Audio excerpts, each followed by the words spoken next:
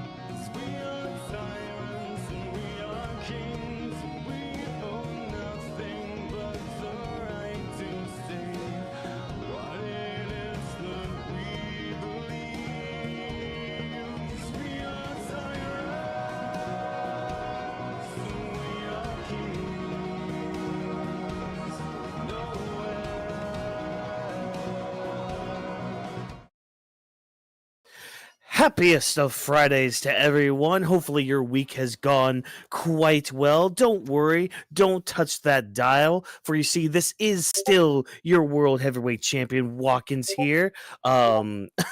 As we, fix our screens, as we get ourselves ready for the evening tonight. Because hey, there's two of us here. Vash will not be joining us tonight. He had to take care of some stuff. I think The Rock gave him a call, so he's got to kind of get some stuff ready for SummerSlam this weekend. But hey, welcome, of course, everybody to the show. Hopefully, again, you guys had a good day.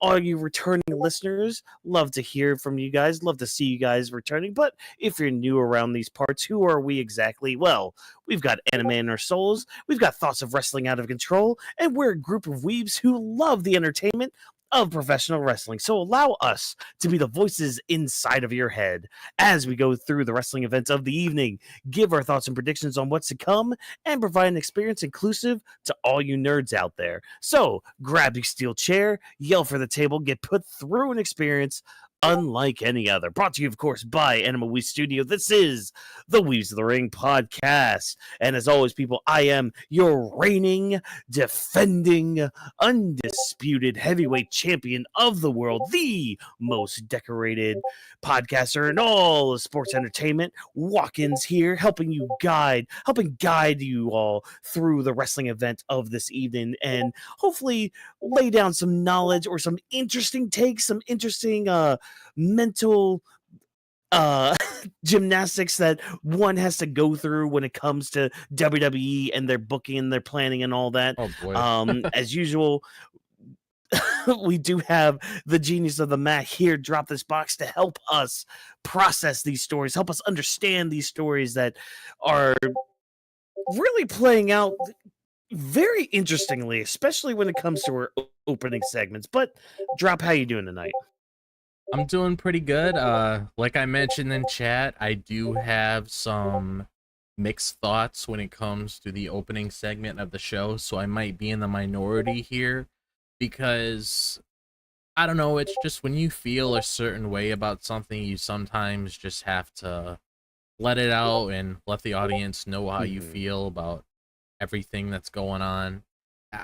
But yeah, it should be interesting. Me and Watkins did say actually that the show did end a little bit weird tonight. Yeah, it ended very weird. Like for a go home show, it had an ending where it's like, all right, we're hyping up this one match, and you think, oh, they might do something to kind of be a little different from what they've done in the past few weeks, but this is kind of 2025 WWE, and they love to just play it safe anymore. So yeah, just a nice feel good moment to go home with the fans and all that. I don't think anything like big happened when the cameras turned off. I haven't heard or seen anything. So yeah, it just seems like a very safe go home show. Part of me struggles.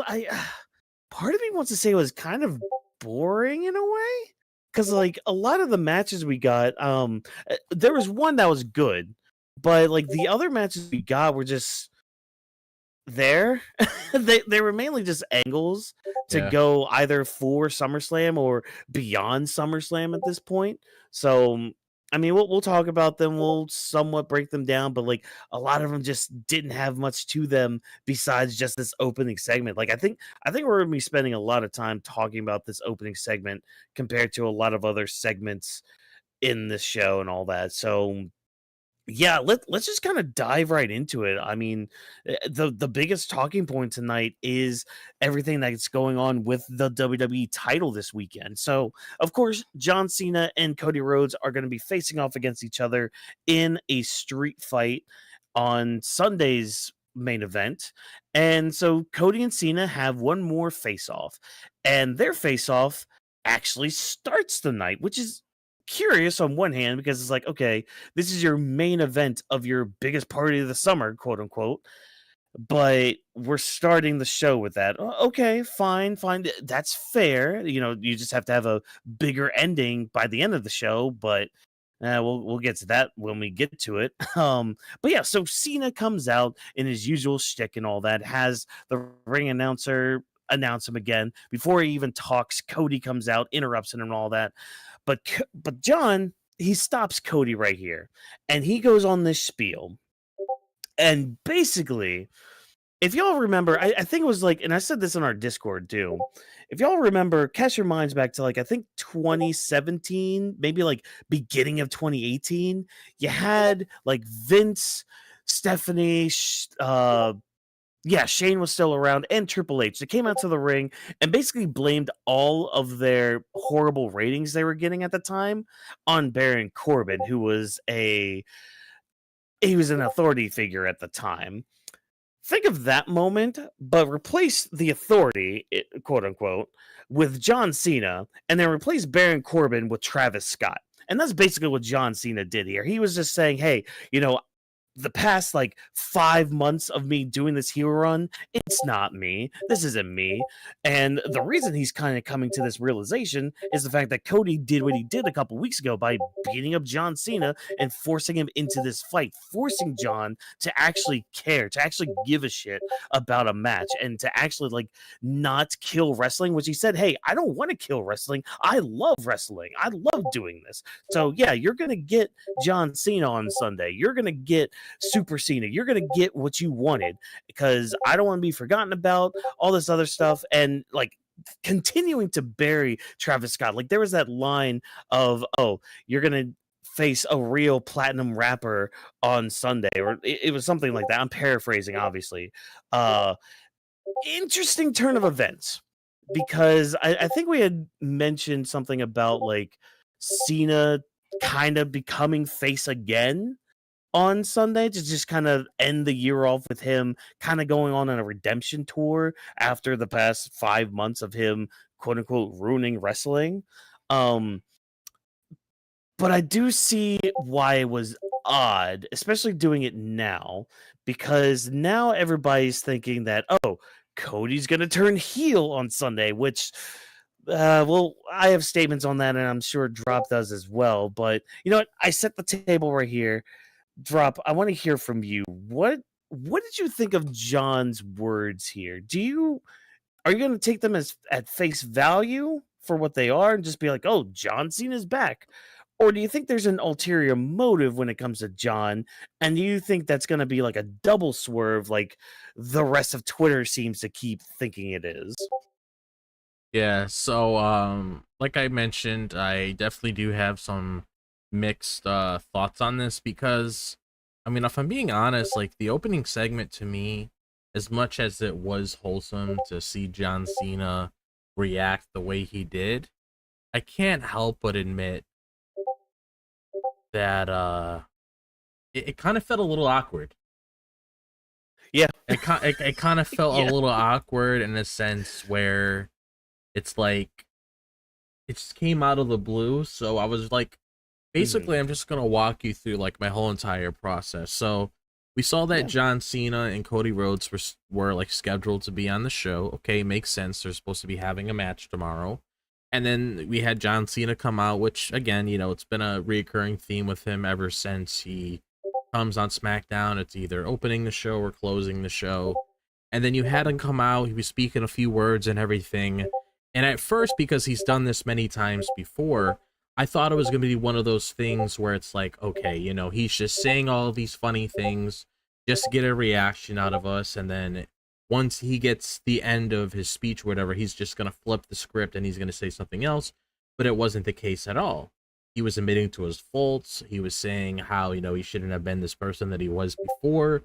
So I don't know if that's just him speaking because of bad creative, because I think me and you can come to an agreement that the way that they really structured things wasn't really like all that.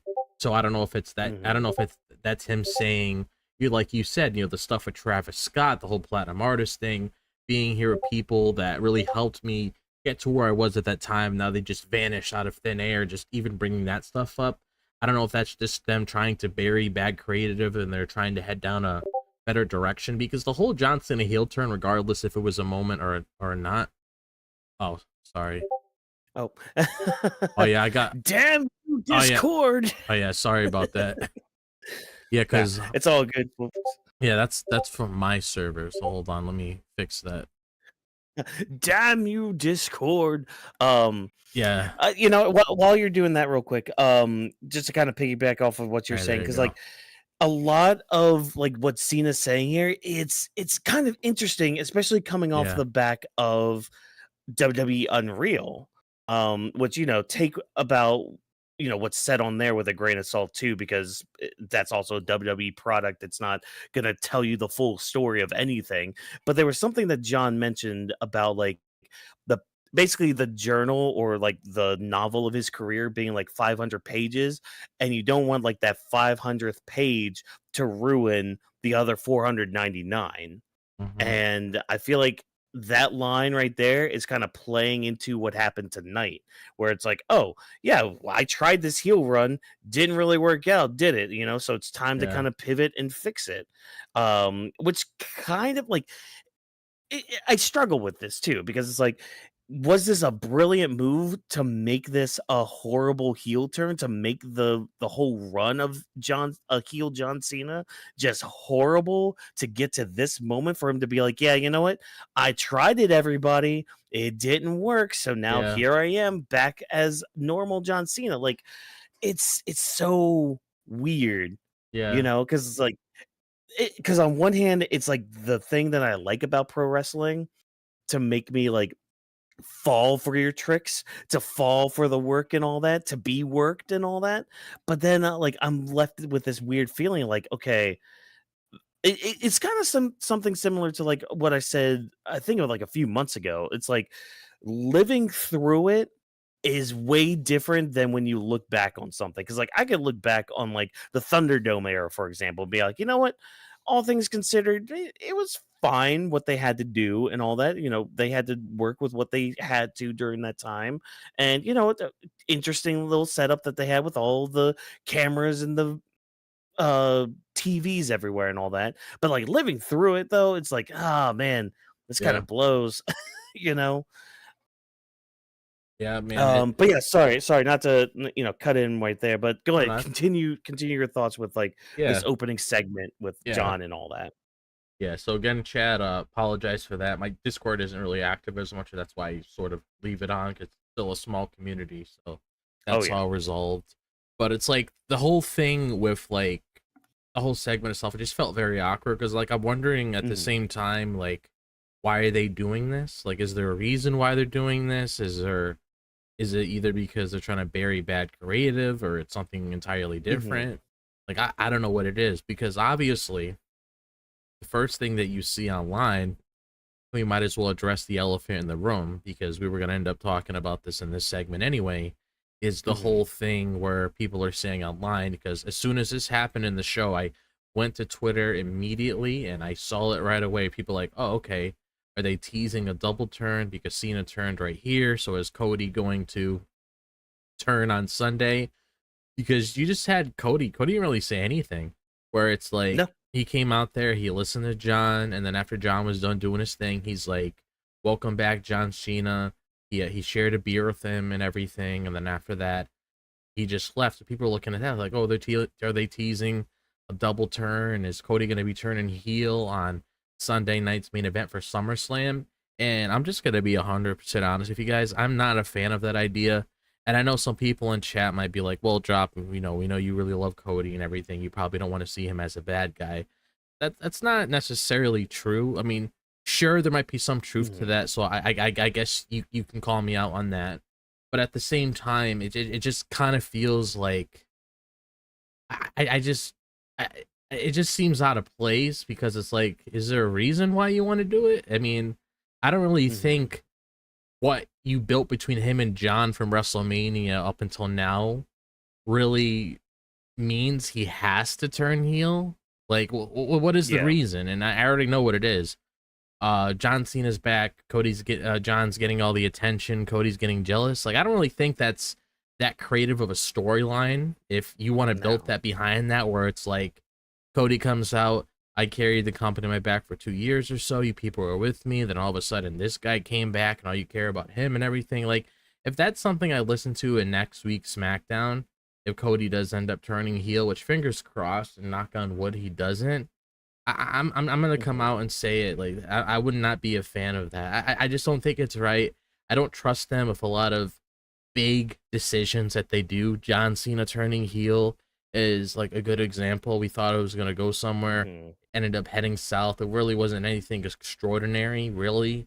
It was just really moments where you have like a heel John versus a face Randy, and a heel John versus a face Punk, when years ago the roles were reversed. It was just the whole spectacle of it within whatever John was doing. I don't know, like, how do you feel about that? Because I know you're also not that big of a fan of like the whole double turn thing, because like, I don't know if it's good from a marketing perspective, because John's not going to even be here for long, and there's not really a top baby face or anything. You can't really say Roman, because Roman's not always here. And it kind of seems like he's taking a backseat a little bit, because he's not even in either of these main events. It's Gunther and Punk tomorrow, and then John and Cena on Sunday. So it's like, I don't know what they're trying to do. Yeah, like, and see, that's the thing. It's like, it's not that I don't want a Cody heel turn, because like, a heel Cody would be awesome. It would be amazing. Yeah. But it's all about timing with it. Yeah. And it's not the time for Cody to turn heel. If you're gonna do that just for a cheap pop and for like the next 4 months of John Cena, no, that's a little silly. And a lot of people being like, "Oh, The Rock could come back and cost John thinking that The Rock's gonna help him, but he actually turns on him, and Cody actually sold his soul." Blah blah blah. It's just like, okay, well, let's take that. And then, you know what? I'm going to be using WWE Unreal for a lot of this part, because, again, it's a WWE product that they let us into the backstage of it all. So if we're taking that at face value for what it was and for what was said on there, there was a moment where The Rock came out and he was talking to Triple H about everything. And they were like kind of going through the moment of John Cena's heel turn. And The Rock basically like tries to talk about John's the reason John would go with The Rock, like, oh, this was all planned out between the two and all that. It's just like, you know, even if whether Cody did or not, they would betray him anyways, like this. Like, that's basically the story with that. So like, if that was the case, if that's like the storyline, like the character case, then, which you guys didn't even really say on your main shows, but you know, that's whatever. But if we're taking that as the reasoning, why would The Rock do that again? Like, why do like the double triple swerve kind of thing? It's like being a triple agent or something for like an evil organization or like a mafia boss or something. Like it's kind of dumb. Like it's being convoluted just to be convoluted, just to make you be like, oh yeah, there's so many twists and turns, so many layers. It's just like, okay, it's great you have layers and all that. That's cool. That means you kind of thought something out. But the difference is if those layers make sense. If those layers, when you like it, it's like, okay, let's say we're making a sandwich. Okay. Sandwich with like, meat, cheese, you got your lettuce, tomato, onions, whatever you want to put on your sandwich and all that, and your bread and all that. So let's say like one of those layers, like you're making like this big old sandwich and all that. And then out of the blue, you decide, oh, what would be really great on this sandwich? What would be awesome to just try on this sandwich? Let's put some raw noodles on this. Mhm. Like not cooked noodles, just like throw some like hard uncooked ramen noodles in the middle of this sandwich. Wouldn't that be great? Wouldn't that be awesome? It's like, I see what you're going for, but why? Yeah. Why? Like you're just adding something just to add it at that point. Yeah, that's Why? what it feels like. It just feels like, oh, okay, let's throw, you know, shit at the wall and see if it sticks. So if it ends up working out, Yeah. it works out. If it doesn't work out, I mean, we end up taking the L or whatever. Which, like we've said, which has been a common theme throughout the year, this honestly hasn't been WWE's best year. Sure, they had their moments here and there. I could give them that. But other than that, they really haven't had. They had like more lows than highs. Like if I can count on my fingers, like there's more lows and highs. I can't really just say, oh well, there's a big moment here that outweighs everything else. I can't really say that. That's why I'm so that's why like I don't really trust when they go down this direction, because I'm like, okay, my next question is, what's the end goal with this? Because you don't Yeah. want to just do it out of spite just to do it. Oh, I turned John face on Friday. Let's turn our biggest player in the game heel on Sunday. Okay, what's the reasoning for it? And please don't be at a whole jealousy angle, because that would be pathetic.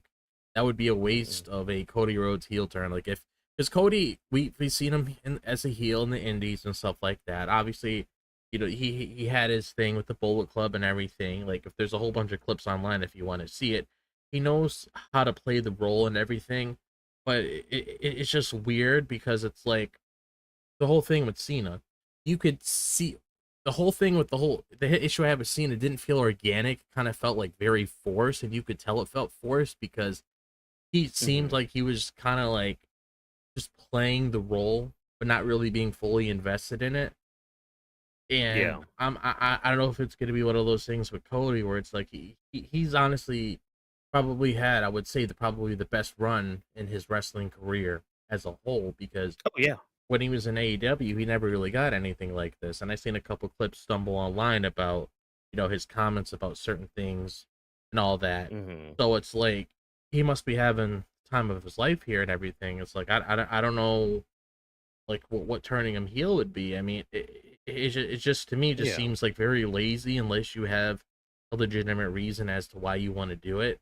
Because I mean, and also you don't want to keep throwing darts at a board just because you have a whole bunch of darts when you're playing the game. Yeah. Because it's like, okay, let's turn Seth Rollins heel, let's turn John Cena heel, let's turn Cody Rhodes heel, oh, let's turn CM Punk heel around November of this year. Because you always got to make sure you got your good chunk of baby faces and your good chunk of heels as well. So it's like, Yeah. I don't know what they're structuring in their head, but if it does happen and there really isn't any solid direction, and what we're saying on this show ends up happening where it's either a jealousy angle or just something that they're just running with every week, I'm not sure what I'm going to tell you. Yeah. And like, see, the problem you also run into with like a lot of these high profile guys Yeah. is there's a lot of guys who like they'll book as a heel, Yes. but they still get cheered as hell. Like, That's a good point. Seth is the biggest example of this right now because like he'll come out, he's technically being booked as a heel, but people are still singing his song, they're still yelling for him, they're still loving him. And you know what, I'm glad you also brought up Seth Rollins because I wanted to throw him in here as well because that's another kind of little thing that could be part of this, because I feel like this could be part of a swerve as well. And this kind of goes into like a little bit of fantasy booking, but also because I remember making this comment or like something like this months ago where Seth would cash in on John and like take that moment from Cody as well. Because that's the thing. I know he made the comment, oh, I'm gonna do no matter what I'm doing, if I'm living, breathing, I don't care. As long as I have air in my lungs, CM Punk will never win a world title. Here's the thing. He doesn't necessarily have to cash in order to do that. Yeah. He could always have Braun go out there and interfere. He could hire somebody to interfere. Like, he doesn't have to cash in to ruin that for Punk. He could, yes, that could still happen. But if we're doing this angle now where it's like, now it's going to be face versus face in a street fight, like in a big old brawl like this is the perfect moment to cash in. Yeah. Like, and I mean, Naomi did it. And if I'm being 100% honest with you, if that's what we need to do to avoid that double turn from happening, I'm all for it, because I'd rather have a creative decision like that where you could actually build layers with that rather than just, having one of them turn heel just out of spite, just for the moment, viral, etc., so on. Like Seth coming back, cashing in, doing something a little bit unpredictable, because people are, thinking when it comes to tomorrow night's main event with Gunther and Punk, oh yeah, Seth could pop up there, which is very possible, but I feel like it would be a lot more of a swerve if he, went in on Cody, to be honest, because he's like, Punk's never going to be champion while I'm here. Let's say Punk becomes champion, like, holy shit, what a night. And then you got the next night just being, Steph stealing that moment from Cody, getting a win over him, finally, not necessarily maybe pinning him, but, getting that title off of him. I mean, hey, like we talked about on Monday, if you want the faction to feel important and everything, especially with him not here, and you want the other guys to carry the load when he's gone, winning that big match against Roman and Jay would do that. Him possibly coming back on Sunday to cash in his title and walking away with it would also be another way to do that, because if I'm being honest, I know I mentioned before maybe the world title would be the way to do it, which could bring legitimacy to the title itself. But I mean, hey, if this is going to be like, the top shebang, I mean, you need that main title to do that. So I am 100% all in on that idea, because that just seems a lot smarter to do it that way. Yeah. And I mean, again, like even if Seth does the thing with Punk too, like that could be fine too. It's just like, how do we do the street fight then? How does that get more heat to it? Because like now going into it, it's kind of face versus face, which okay, you can get around that. But like, where's the swerve gonna be? Where's the swerve at, bro? Like, kind of something like that. It's just like, where's like the hook that's gonna be in this match? Because like, we're gonna all be anticipating that. Like, what's gonna happen? I mean, Travis Scott isn't coming out. We've heard what happened with all that. I'd be surprised if The Rock, like, I would legit be surprised if The Rock shows up. We haven't heard anything about The Rock being involved in anything except for freaking WWE Unreal when they showed him coming back for the Elimination Chamber, which good they didn't mention why he actually showed up there. It's just like, oh yeah, we did it for the story. It's just like, really? You did it for the story? Okay, cool, neat. All right, whatever, guys. Say what you want and all that. But I'm not gonna lie though, this did get me a little emotional with Cena though, because it's because see, that's the thing. It's like, whether this was an accident or not, this shows how professional and how good some of those guys and girls are in WWE to really like pivot when something's not working or something is working, and they end up going like in that direction. Because like with Cena, he could easily blame just the last 5 months, which he did tonight, on, just like what he said. Oh, this wasn't me. Like, I tried so hard, but like at the end of the day, this is not who John Cena is. John Cena is not a heel. John Cena is the ultimate babyface, the super Cena, if you will, the Superman to all these kids and everything. Like, it, it's a good way to just kind of pivot again in a way that's positive, and it just shows just the level of professionalism and the level of creativity at least on John Cena's end. I'll put the credit more on him just because of his performance and all that. Because yeah, it didn't work out. We sat here for months on end being like, that's not working. That's not working.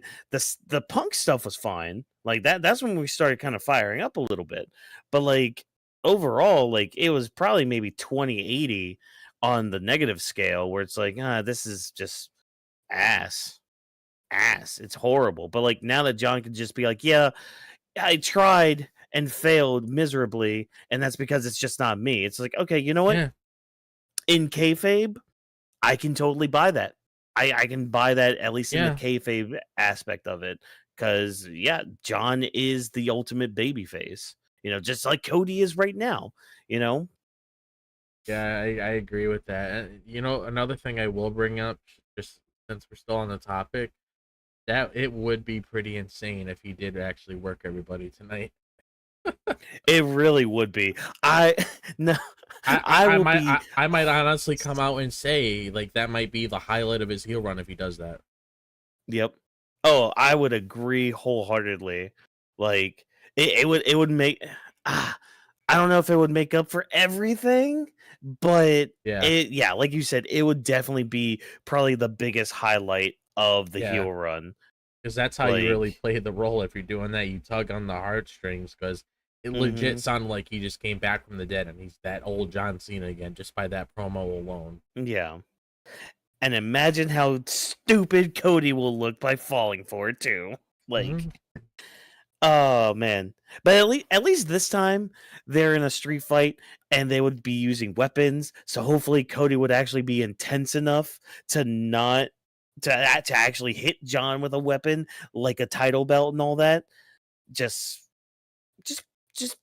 show the fight, Cody. That's all I want. Just show the intensity like you showed Kevin Owens, because again, not to harp on WWE Unreal, but like saw Kevin Owens in the back, like you see Cody just standing up being like, yeah, I'm a little sore, but I can still walk. My neck's not hurting, my back's not hurting. I'm good. I can't complain. I don't have a concussion. Great. And then like he's just talking all like positive like that. And then you just see Kevin Owens just like leaning on these boxes like, yeah, man, I almost like horribly injured you because the ladder was in the wrong place. It's like, oh, poor Kevin. You're like busted open, bleeding, just like, yeah, sorry, Cody. He's just like, what are you sorry for? Look at you. Exactly. Oh man. But man. But let's see. I'm trying to think of anything else because yeah, like again, the little kid in me loved seeing John Cena again. Yeah. John Cena's return, if you will. Like it took me back to like back then when it's like, all right, full on John Cena, full on, you can't see me, basic thugonomics kind of thing. Like, all right, yeah, let's get on this. But yeah, if this is a swerve on Cena's end, kudos. You'll get a standing ovation from me, working me and all that through there. But I'm kind of on board with the Seth idea. I kind of want that really badly. Yeah. It's just because again, Two reasons why I want. One reason, it would be another swerve, and two, it gives me Punk as a world champion. Yeah, exactly. So it's like best of all worlds, best of all possible worlds. And imagine the tension of both of them being like champions too, him and Punk. Mm-hmm. Even though we're trying to move away from that, but yeah, man, if only WWE still did like their Survivor Series thing, where it's like Raw versus SmackDown, we would get Punk versus Seth again at that point. Oh god. Oh, winner take all. It's like, wait, what? No, no, none of that, please. Uh, but we do have. I do want to read this chat really quick from Oh you yeah. know the deal. Calling it now. Rock low blows Cena. Cody refuses to sell his soul to the Rock. Hits him with a rock bottom. Like that idea.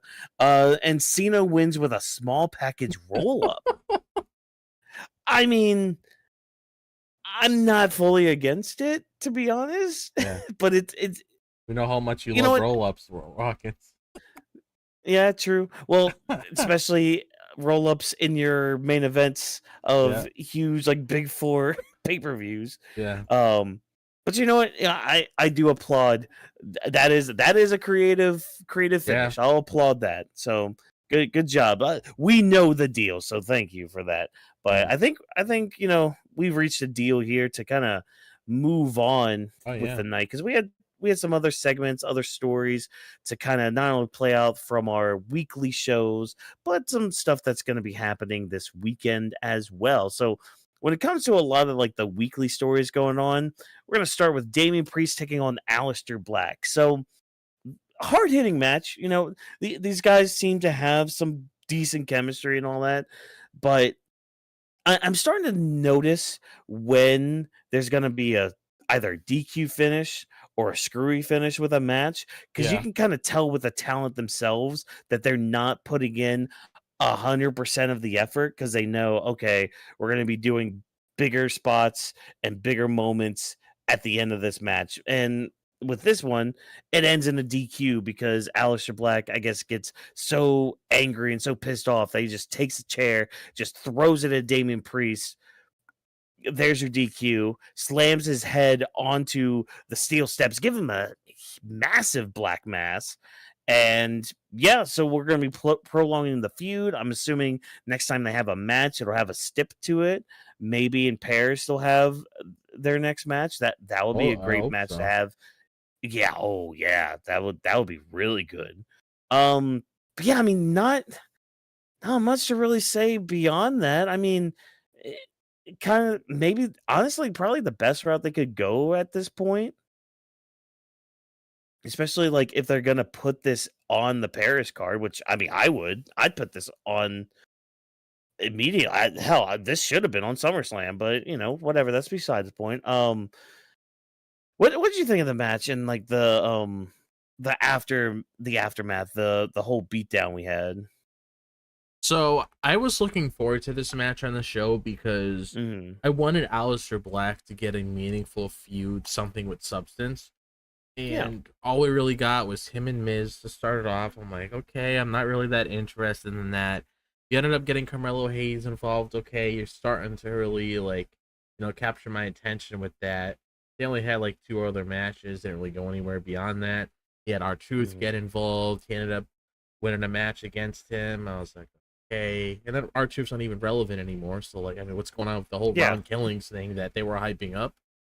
And then Wasn't even on the show tonight. yeah, it's like ever since whatever happened at that time, he's just been non-existent. So I'm like, okay, like what's going on here?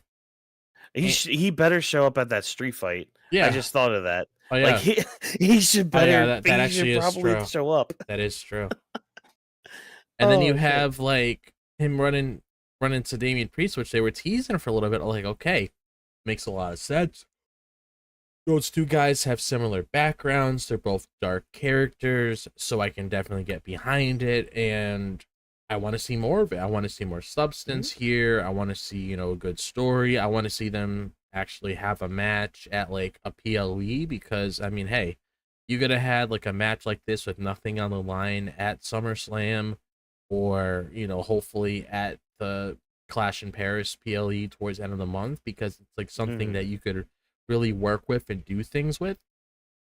So I'm really hoping that they have like some sort of mindset to head down that direction because I definitely feel like there's a lot of potential here personally. Yeah. Oh yeah, there's a potential to have a really good feud here. A really good like blood feud too. Like Yeah. Yeah, hopefully. I mean, I'm assuming that's why they went with the finish tonight, just to kind of prolong it for Paris. Yeah. Because again, WWE like to book two shows at the same time anymore when it comes to builds and everything, which can be a good or bad thing depending on how it's executed. So, yeah, I mean, not much more to go based off of that. I mean, it's just we'll find out next week on if how Damian Priest is feeling and where the story goes and all that. The other match we actually had a title match tonight. We had the women's US title on the line as Giulia defended against Zelina Vega. Now, I'll say this much. This was a much better match that they had compared to their first encounter. I thought they really knew how to sell some moves this time around and to really like up the ante a little bit. Like there was one point, I think it was after like an ad break where and commentary did a really good job like putting this over too, where Julia was having like these almost like a pseudo like accolade or like camel clutch on Zelina, and just like the way she was kind of moving Zelina's body to just kind of like keep not only keep the hold on but like keep it tighter and like maneuver it tighter and all that. It was really good how she was doing that. But like a few big moves too, like there was an avalanche butterfly suplex which Yeah. was done really well. Which was again, this just stands to the brilliance of not only Julia, but like Zelina for being able to not only take that move, but to also like help transition into what happens after that. Because like immediately after that, Julia transitioned into her Arrivederci knee strike and a Northern Lights bomb all in succession. And that wasn't enough to put Zelina away at first. And I mean, I'm sitting there thinking, wow, was that an AEW spot they just put right there? Like, was that a tombstone through some chairs that got kicked out of? What? Like, okay, all right, Zelina, showing your durability and all that. Proud of you for that, but unfortunately, she tries to make a comeback with a backstabber and a moonsault, but it's countered into another Northern Lights bomb, and Julia picks up the win, continues her reign as United States champion. Again, I thought this match was a lot better than their first encounter, and hopefully Zelina. Hopefully, we do have that shakeup that we were talking about last night on the prediction show. Um, Hopefully she can go into like Raw or like wherever the IC title is and maybe get into that picture. Just again, shake things up a little bit. Uh, but Drop, what do you think of the match? So I will have to agree. This was probably the best match that these two ladies have had. I also saw that comment being spread around the community as well. A lot of people agreed this was a Mhm. solid match between the both of them, and I'm hoping we can continue this trend, give us some good quality matches with the U.S. Women's title because I mean the IC titles, whole picture with that's looking pretty good. Finally there where we Mhm. want to see it. So hopefully we can continue this momentum moving forward.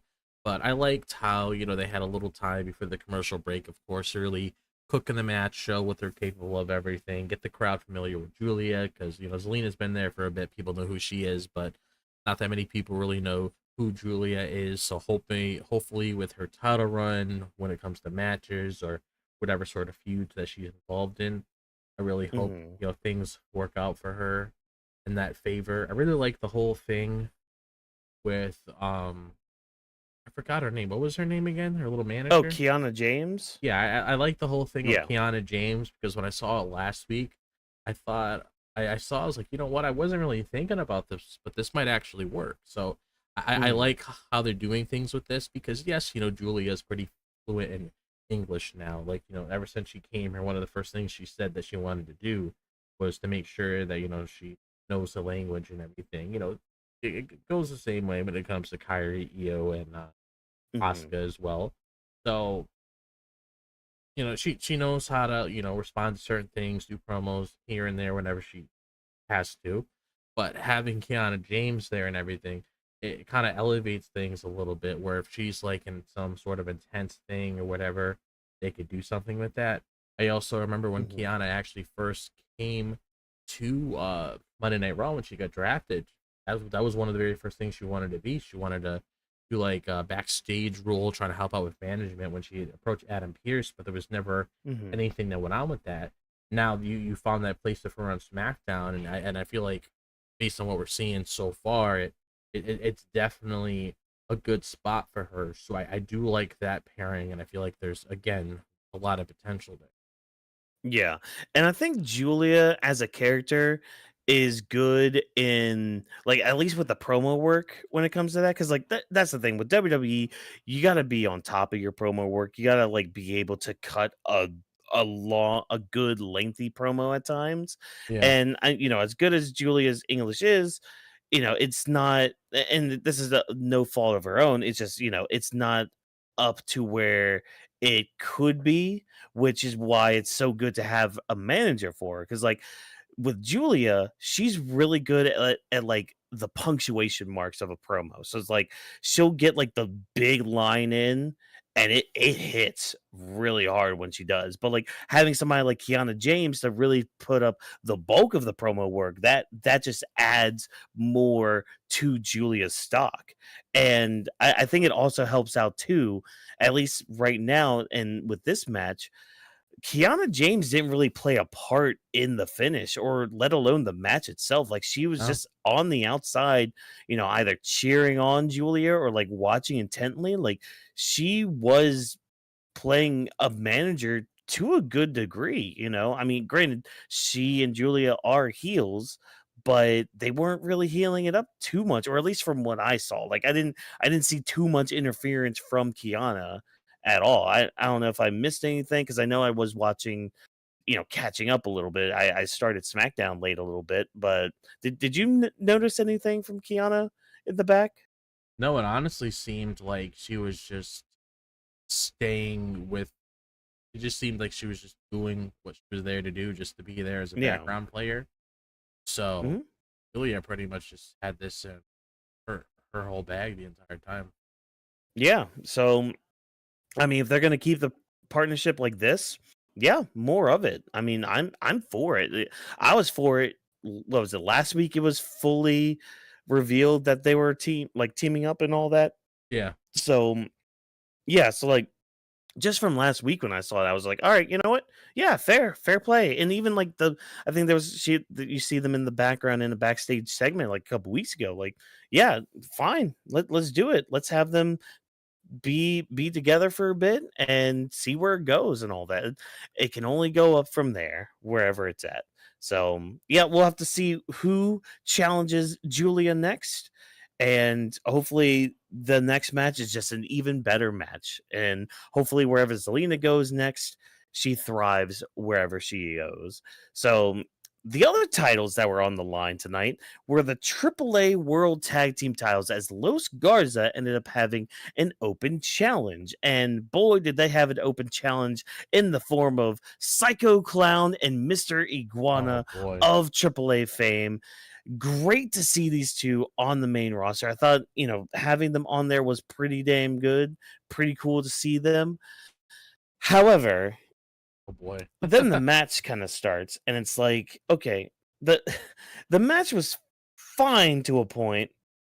Then Mr. Iguana comes in, and so I chalk a lot of what happened in this match, I think, to adrenaline just kind of getting to everybody. Yeah. Because at least with a certain part. So like, Mr. Iguana's botch that he had when he was trying to go for that springboard Hurricane Rana with like Yeska holding on to I think Garza at the point. There was a bit of a botch there, but again, I think that was mainly adrenaline. Got like too much adrenaline in his soul at that point, which fine, fair. Main roster debut, huge crowd that you guys are in front of. Obviously, not only nerves, but adrenaline's going to be pumping, especially when you get that hot tag in there. But there were a couple other moments that just kind of felt very awkward. Like, what was the one? So there was one where they like did their top rope finish on Mr. Iguana. Mr. Iguana rolls out of the ring. Psycho Clown comes in. They hit the finish on him. They go for the pin, but the thing is, Psycho Clown wasn't the legal man. So like, I think it was like Humberto went for the pin, but then realized shortly after, oh wait, he's not the legal man. Let me tag in my partner. Let's throw him out there and get Mr. Iguana in here for like the pin or whatever. But then he ends up getting a hot tag to Psycho Clown. Psycho Clown ends up getting the pin anyways. I don't know. It was kind of awkward how they did all that. It was awkward feeling and everything. So I don't know what happened here. If there was just like some missed cues, missed production stuff. I don't know, man. It's just maybe the adrenaline did get to them. Who knows? But Los Garza ended up retaining their titles, so at least it's cool that the AAA tag titles were on there. Yeah. Just yeah, the match itself just kind of was kind of a letdown. So yeah, Yeah. what did you think of it though? Yeah, so when I put this match as like one of the things in the description for the video, because before we knew who was coming out, obviously it was an open challenge. That's how it was scheduled. And I looked at it on paper, like, okay, it's nice we're getting the AAA titles on SmackDown. You get more eyes on that. Then you could have more eyes go from there to AAA to see what goes on in their little playground over there when it comes to the people that they have a part of that organization. But it's like when I saw everything happen throughout the match itself, I was like, okay, there's potential here because Los Garza are very good athletes.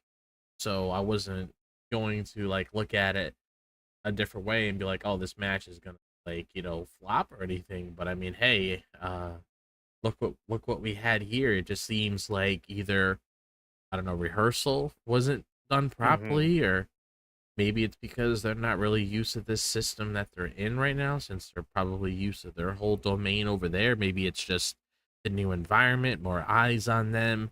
Probably had a different feel of what was going on or whatever. But I can definitely see how the match felt like a bit sloppy, because there is some matches like that within wrestling, especially like a couple years ago before Triple H took over and everything, where you had situations like that where it's like either one person's like the legal person or whatever the case may be, but they're going after the opposite person and they don't really know what's going on, so they try to not make it as obvious, even though you're on television and you see everything.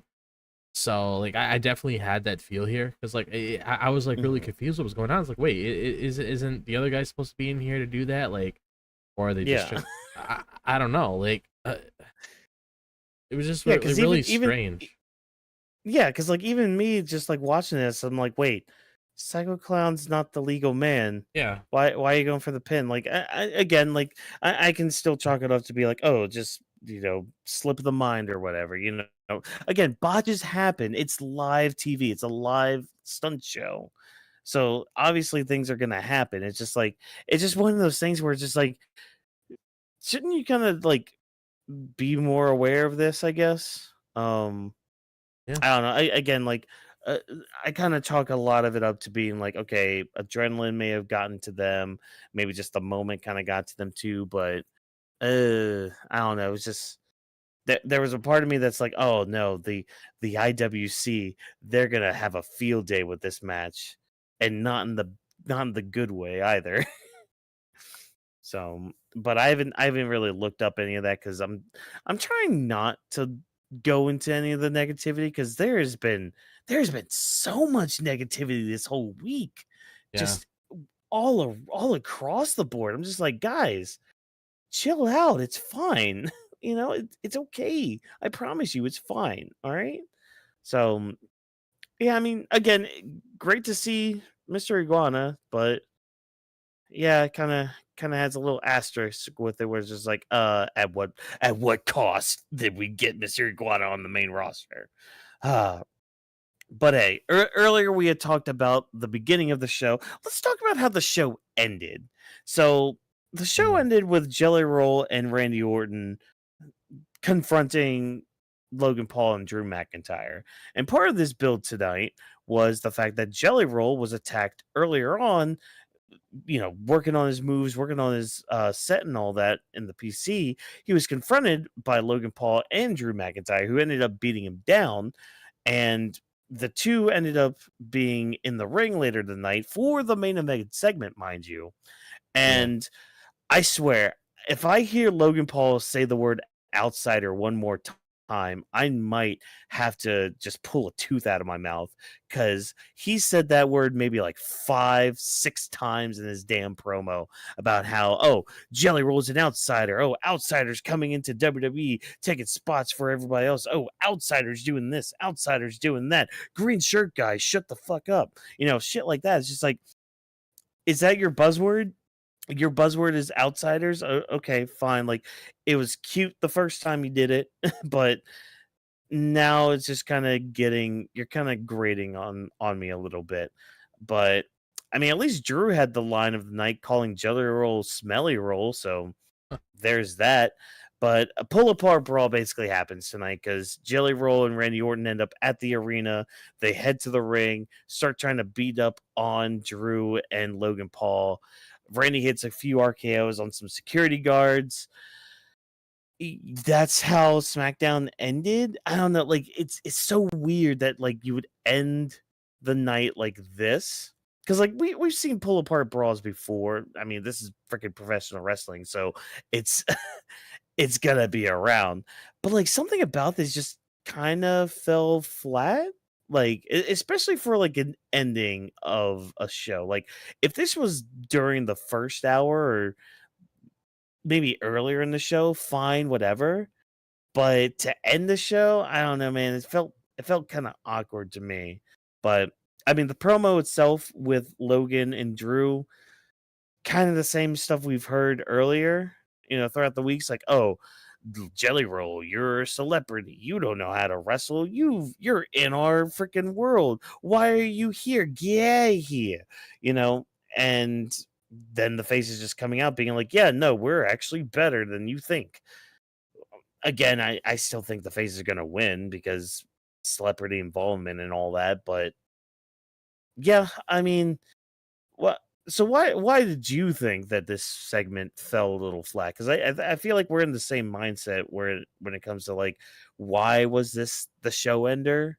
Why was this like the Yeah, I last don't thing we know. There saw? could have been a lot of other things they could have ended the show with. I don't know why they decided Yeah. to end it with this because, again, I'm going to say the same thing with the opening. It felt awkward the way that Logan Paul came out there, then Drew McIntyre came out there, then they were making fun of Jelly Roll, saying how, oh, Jelly Roll thought SummerSlam was like a hot dog eating contest, and they were mentioning weight It's like, loss. So I guess dude. a whole bunch of like fat jokes being thrown in there and whatever. So it's like it was like more of like, okay, let's just harp on our opponents and everything, wait for them to come out. Then they end up coming out. They ended up getting into a brawl. So I'm like, okay, I mean, there could have been a lot of other things you could have really done to end SmackDown. I mean, you could have had the Cody and John segment here, which honestly, that's what I thought. You could have had, Yeah. I mean, hell, I would even take like Jimmy and Talla Tonga and whatever happened with Jacob Fatu towards the end.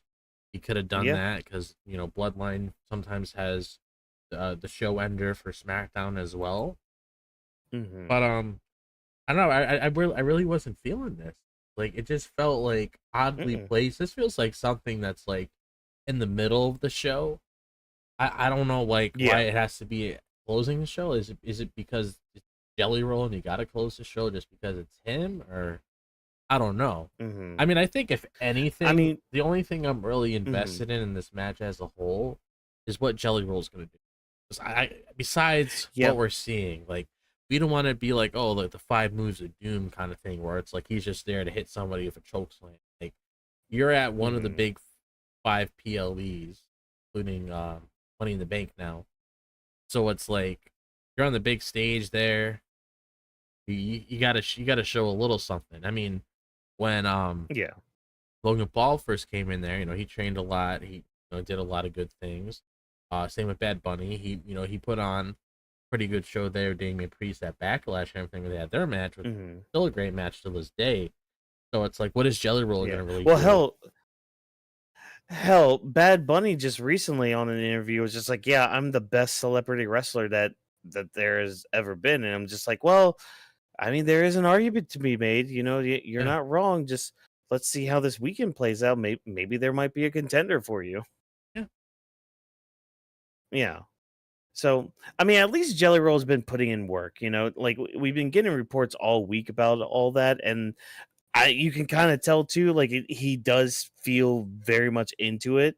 Even just walking out into the ring and just interacting with Randy Orton as he did, like, yeah, the guy seems to actually give a shit and actually want to put on a good show. And I'm kind of in the same boat as you. I'm more curious on what he's gonna do in this match and just how this match is gonna go overall too. Yeah. Like I want to see So more than just a choke slam. Like if you're gonna come there, have mhm. Randy do all the good work. Maybe you throw a couple punches here and there. Did me and you talk about the selling that last Friday? Really I hoping we see a think little. so, yeah. I'm really hoping we see a little improvement of that instead of like those little light jabs and stuff. Oh yeah. Yeah. I mean, hell, I mean, there was a part of me tonight. Okay, this segment could have been saved a little bit more if Jelly Roll got on the top rope and like dove at everybody Yeah. while they were on the outside of the ring. Like that would have been a huge moment to end the night with. Yeah.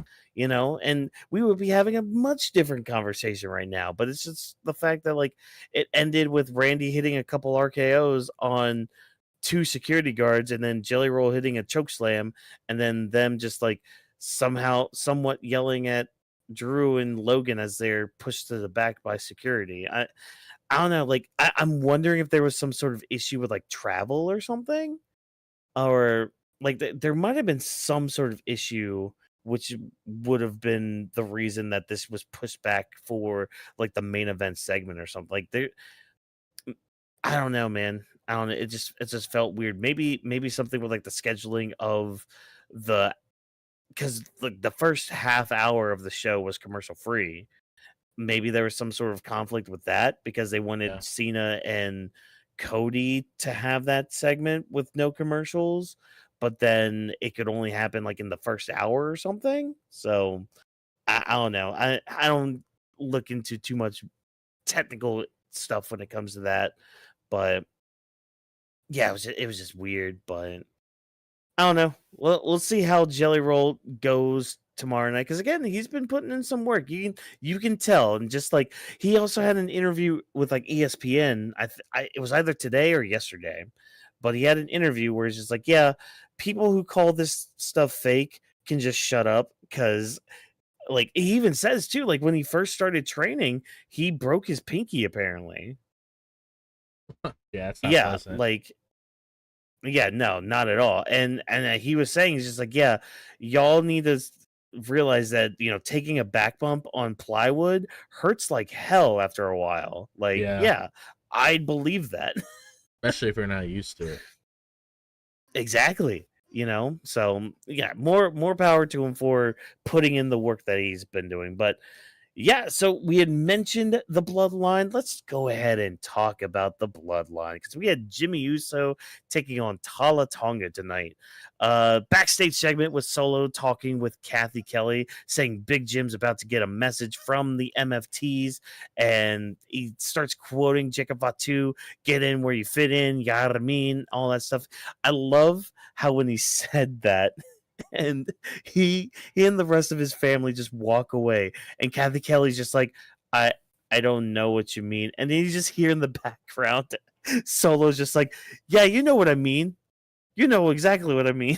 It's like, oh my gosh, I love little moments like that. Just like it makes your universe feel more lived in rather than, oh, backstage segment's done and over with, okay, bye. But the question is, who put the cage near the ring? Because like the cage that's going to be used for I think their match is on Sunday night, so like Yeah. the cage that's going to be there for the cage match at SummerSlam is there on SmackDown. But why? Who put it there? Well, obvious answer is obvious. It was Solo, because they were going to just beat up Jimmy inside the cage anyways. The match itself, I mean, not much to write home about. Like Hikaleo, or excuse me, Tala Tonga, Oh boy. he's basically playing the big man here. big old chops, a big old choke slam. 1, 2, 3. That's your lot right there. The MFTs end up beating up Jimmy. They put the cage down, but out comes Jacob Fatu, and instead of going 4-on-1 against the guy, freaking Solo and Hikuleo just leave. Okay. Like I could get Solo leaving. Like if Solo himself just left, I'd be like, okay, fine, whatever. It's him. He doesn't want to be involved inside the steel cage. Fine, whatever. It's the fact that him and Hikuleo left. I'm like, why not keep it 3-on-1 so that way Jacob maybe gets a little bit softened up, but I don't know. Jacob was able to overcome the odds tonight and stand tall and all that. And Solo's walking backwards with Hikuleo being like, "Oh, I'm going to beat you. How dare you do all this?" I mean, kind of a straightforward segment, if I'm being honest with you. And the match with Talla Tonga and Jimmy, it was a match. It technically it was a match. You know, there was a bell ringing, there was a finish, there was a 3 count, and another bell ringing. It happened. I don't know. Do you have any other thoughts on this, or does this change your prediction for Sunday at all? Oh, I saw my boy walking out with the gold. I Yeah, mean, it just same looks here. so good on him, and even though I understood why they switch it around because of the story and everything heading into Mhm. SummerSlam, I still want him to walk out with a W because I can't see Solo really like. I mean, honestly, if I'm being legit with you, I feel like the only storyline I can really see with him with that title is with Jacob. Other than that, I don't really know who's gonna fit the bill. Yeah, So like what you throw LA Knight back into that vortex? yeah, No, thank we don't you. even know what's going on with him. Yeah. That's another thing. Mm-hmm. Yeah, because I mean, if reports are to be believed, he was supposed to have a match with Seth, Yep, that and was supposed to be the match. yeah, but yeah, I mean, just a straightforward segment when it comes to this, which sucks because it's like I'm looking forward to this match. I think it's going to Oh be a yeah, fun match. It's just especially in a you cage of know, Jacob Fatu, that just changed everything. I don't think oh we've my ever seen god, him yeah. inside of a state cage. I mean, maybe on the Indies, but Yeah. I doubt even that because I don't think the Indies really do much with a cage match. So, well, we'll have to see how Jacob. I mean, hell, the steel cage match could end up being Jacob Fatu's match. You know how Undertaker has the casket match, or the Hell in the Cell, and all that, or like the Hardys have ladder matches and all that. You know, maybe the steel cage is Jacob Fatu's match. That'd be something. That'd be a cool way to build it and all that. Uh, yeah, I mean, just a safe, straightforward segment, which brings us now to our quickfire segments. I got 3 on here that happened tonight. Our women's title picture gets almost little to no build tonight as Tiffany confronts Jade Cargill in the back. She doesn't want any excuses when she beats Jade tomorrow night, and Jade is going to finish what she started this whole year when it comes to Tiffany Stratton. So there's your build for tomorrow night. Cool, neat. There was a video package for the TLC match, which I'm kind of fine with. You know, they've basically done what they needed to do for the past whole year. So, video package for that match. All right, fine, fair. And then Charlotte and Alexa are backstage. They're still not friends, but they are, but they're not. So, we'll see what happens when they have their title match and all that. I guess anything that really stuck out with you during these quickfire segments. I think the one that really does for me is just this whole Tiffany Jade thing because it's like, what can happen from that? Um, is Tiffany gonna hopefully turn heel again against Jade? I really don't know, but anything in these quickfire segments that kind of stuck out to you? So when it comes to like the video package with the tag match, I'm Hmm. completely okay with that just being the thing. Because I mean, if you're being honest, Yeah, what else do you really need to do to really sell that? I mean, the match itself of like 6 tag teams in a TLC match, that's already crazy within itself. You don't really need to do much. So that's fine. yeah. And when it comes to the whole thing with Charlotte and Alexa. Like that's the thing I feel like I'm more intrigued about. Like I'm really curious to see if there's a chance they could possibly get the W somehow, or if Yeah. there's something that helps like evolve the relationship, take it to the next level and everything. I feel like it could be Hmm. one of those things where it's like, okay, we could see like the next step of how the story progresses and everything. Yeah. Other than that though, not entirely sure. Like, dude, this is the thing that I'm worried about, because it's like I want what's this? I want Charlotte and Alexa to win, Hmm. but at the same time, I'm like, I know that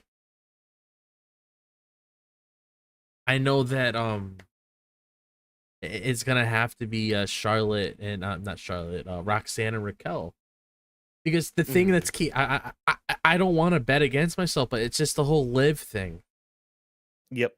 Yeah, No, I feel you. I feel you.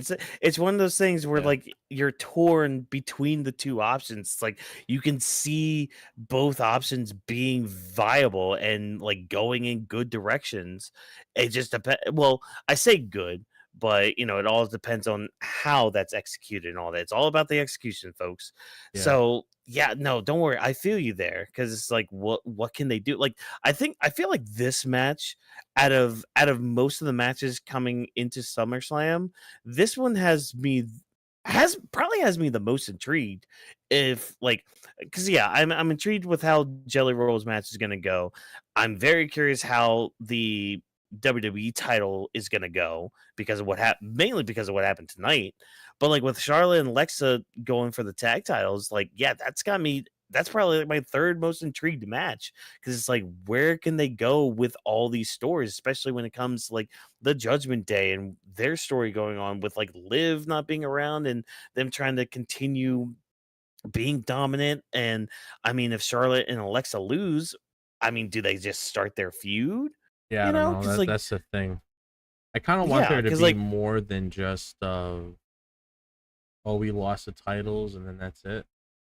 hmm So it's like oh man, Ricochet just helped Bully Ray dethrone Zilla Fatu in House of Glory. Oh, Nani. did Oh that just reading that is like most random thing, because it's like yeah. I see Well, thanks for Bully, that update. yeah, I see Bully Ray on LFG, which I know Yeah, that stuff's pre-taped, and then I see that. yeah, interesting, but we'll touch that with a 10.5 foot pole here in a little bit. Yeah, Um, but yeah, it's just like where would Charlotte? We spoke about it a little bit last night. Where would Charlotte and Alexa go if they lose? Do you just break the tag team up after that? Do they still kind of be somewhat friends? Because like I feel like the end goal for their story is to win the tag titles I and wanna. for Charlotte to say that mystical F word of Yeah, friendship, you they're know? building to it for a reason, but it's like it's Mhm. and wait, they said Liv has a shoulder injury. Is that what it is, or Yeah, and she or had is to it get something surgery else? on it too.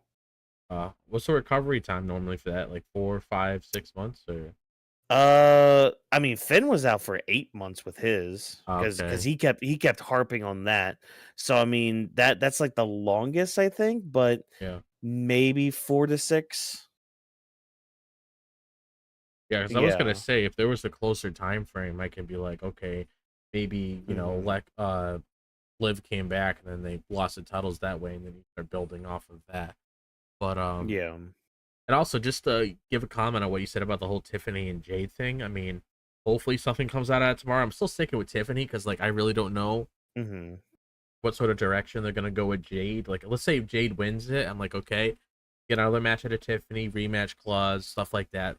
Who's next in line? Really, that really makes a Yeah. lot of sense that you could get yourself like synced into, because like the thing about Jade, because I feel like Jade has potential, but at the same time I feel like you're just throwing a bone too early for this.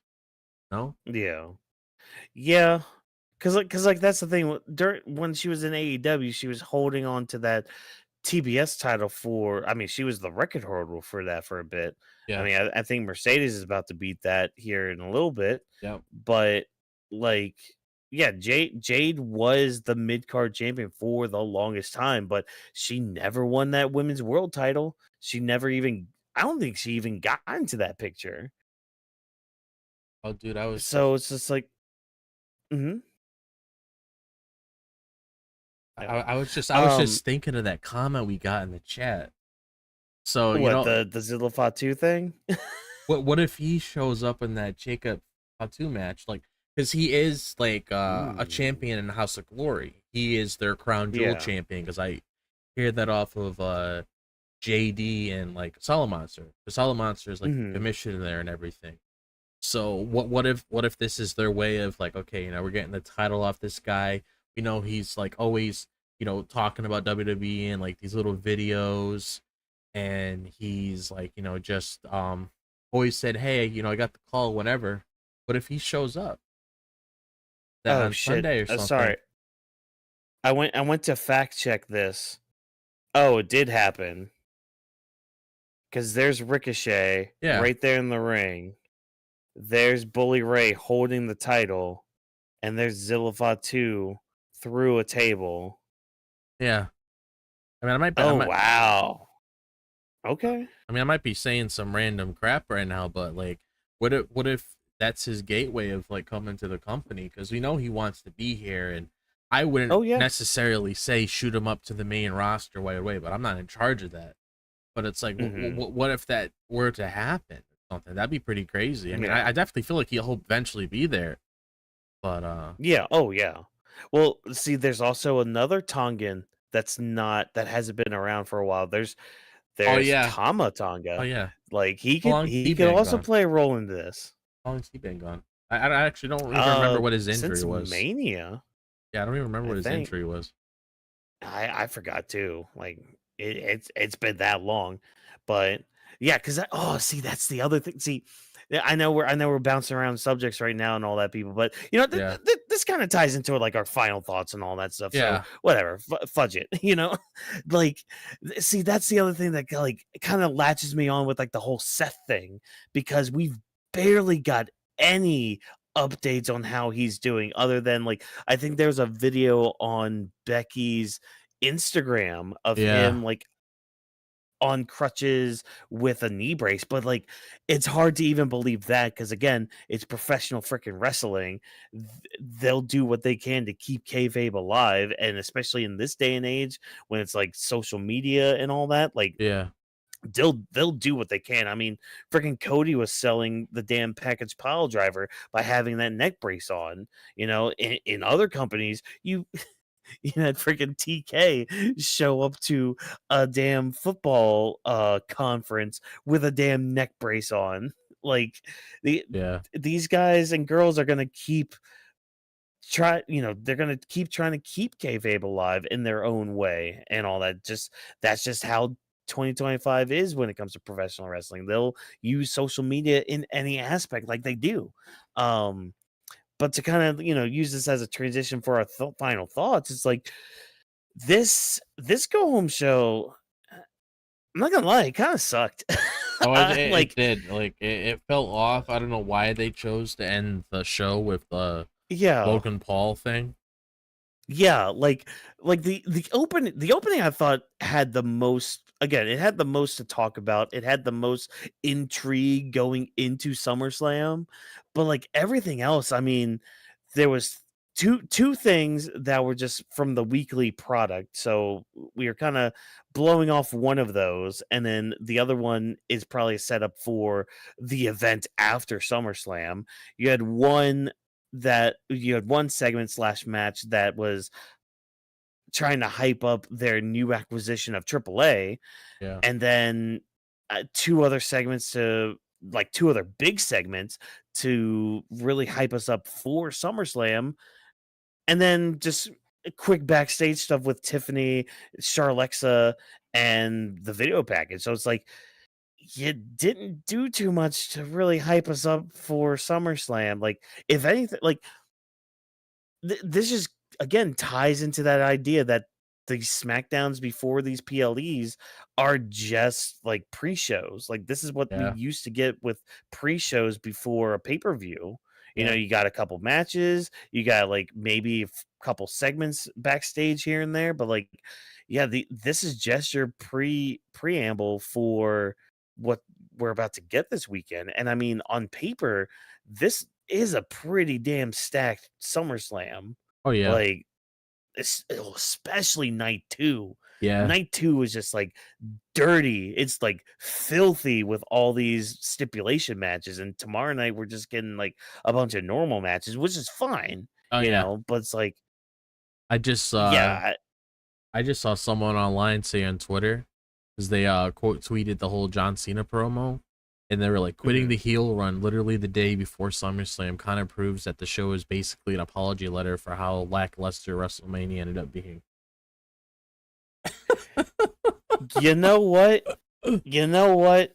If that ends up being the case, then fair play. I honestly, I honestly would have to agree with that, because they really put a lot of effort on this card. Like, I can't begin to tell you. And I know I sound like I keep harping it over and over again, but I can't tell you the last time I saw a pay-per-view with a lot of stipulation matches. Like, they want to bring the chaos. And a lot of stipulation matches on a 2-night show, just on one night.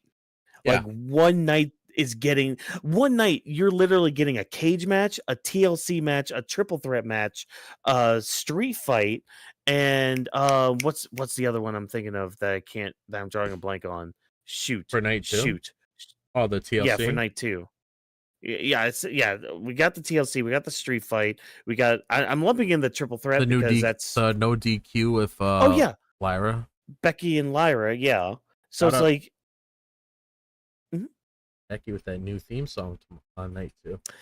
That's right, from the Wonder Years. So we'll have to hear how that is. Hopefully it's good. I'm glad she's not getting Def Rebelled. I'll say that. Yep. And maybe I'm glad. And maybe this is our indication that we're saying bye-bye to them soon. This is legitimate brand. It's a legitimate nice. band. Sean Ross Sapp says the song is really good. Obviously, he has his sources and everything. I trust him on that. Yeah. That's holy shit, dude. We might be hopefully heading into bye-bye Def Rebel soon. Hopefully we get that Paramore song for Bailey. That's actually I saw that comment around a lot. Yep. It needs to happen. It needs to happen. But yeah, any other final thoughts before I hit the outro for tonight? The only other thing I really have to say is I am excited for SummerSlam. I will say that I feel like I'm a lot more excited for the card than WrestleMania, because it definitely feels, honestly, if I'm being honest with you, God, this kind of feels like a WrestleMania more than WrestleMania was WrestleMania, just because of what they're doing with this card and all the effort that they're putting towards it when it comes to the kind of things that they were doing. Like, even something so simple as Dominic versus AJ Styles was built pretty well because of the little shenanigans between the both of them. So it's like, the fact that you can take something so simple of AJ just clowning around and actually something you can get really invested in, definitely goes to show that they have it definitely seems like they're trying to make a good impression with this one. More than likely you'll end up seeing WWE Unreal Season 2 with this. Yeah, possibly, unless they try to make it like more of a WrestleMania centric with it. But we'll have to see what happens with that season 2. Which, I mean, maybe next week on Grappling with the Week we'll talk more about Unreal, because there are some thoughts I have about that. Which good production there, WWE. That's all I'll say on that part. But yeah, you know what? I would agree. I think the main thing with this SummerSlam compared to WrestleMania this year is just the build. The builds for each match. Well, I mean, take it what you will with some of those matches, like Tiffany and Jade, but like a lot of the builds for a lot of matches at SummerSlam have had some good care to them and all that. So I'm looking forward to seeing what happens this weekend. And hopefully you guys in the chat or comments right now are looking forward to what happens this weekend, because that's been our show for the Friday night portion of this weekend. Stay tuned for tomorrow night. On Saturday, we're going to do our normal post show. Sunday, as of now, we're still, obviously we're still doing the post show. Not sure if we're going to be doing a sidecast or not. Just kind of depends on life and what that decides to throw at us and all that. But stay tuned for all our social media accounts and when we go live and all that. But the best way to do that is to make sure you follow us on those social media platforms. You got all of our handles on the bottom of your screen. You got at Animal We Studio, that's the parent company. Of course, at Weebs of the Ring on all the social media platforms and our individual ones as well. So at Drop This Box, at Legendy Vash, at Watkins MW. You can usually catch all of our, either our random tweets about whether it's wrestling, anime, manga, video games, life, whatever. You can catch us on any social media platforms at those handles, and that's the best way you could check to make sure when we're going live and all that stuff. But of course, subscribing, hitting the bell icon, getting notified so you know exactly when we go live. But that's all that fun, wonderful plugs out and into the open, into the ether that is the internet. So I'm going to take this time now to thank you. That's right, you out there, Steve, for taking time out of your day to listen to the Weebs of the Ring podcast.